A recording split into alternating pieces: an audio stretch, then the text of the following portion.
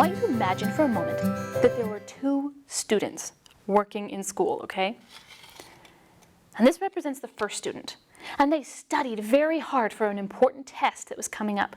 And they spent hours studying, giving up free time when they could have done fun things to study and learn.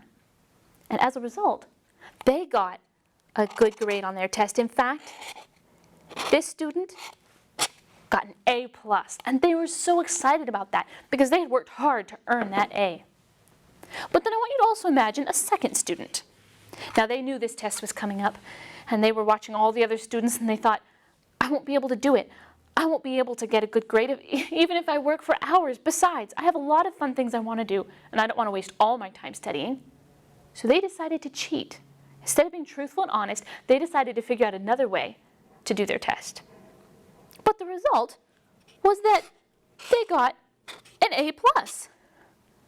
And so you might look at these two students and say, wait, the results were the same? Well, then why should I work so hard? Why should I spend hours trying to get gems of knowledge and studying and working when the result's the same, whether I do the hard work or not?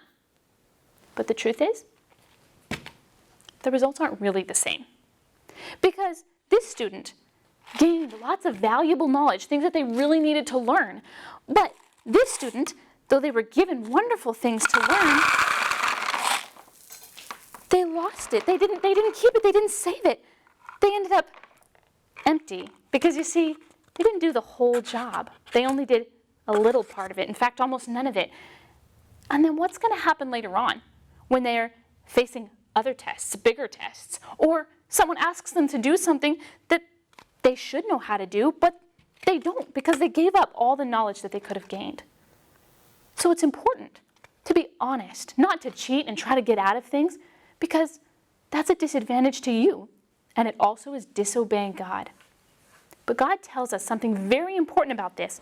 In Proverbs chapter 28, verse 13, he says, "He who covers his sins will not prosper, but whoever confesses and forsakes them will have mercy."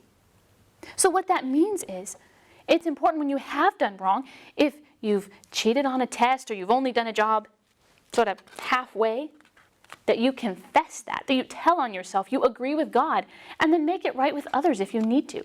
So I encourage you, if you've trusted in Jesus to save you from your sins, He wants you to show honesty and truthfulness to those around you. So if you ask God to show you, to remind you, if there's been a time where maybe you cheated on a test, or maybe you did a job halfway, or you did something wrong, you tried to hide it, ask Him to show you, and if He does, then agree with Him that you've done wrong and go to the people who you need to and make it right. And if you've never trusted in Jesus, then there's so much He wants to show you about who He is, and you can find out more about what it means to trust in Him by watching the video God's Gift.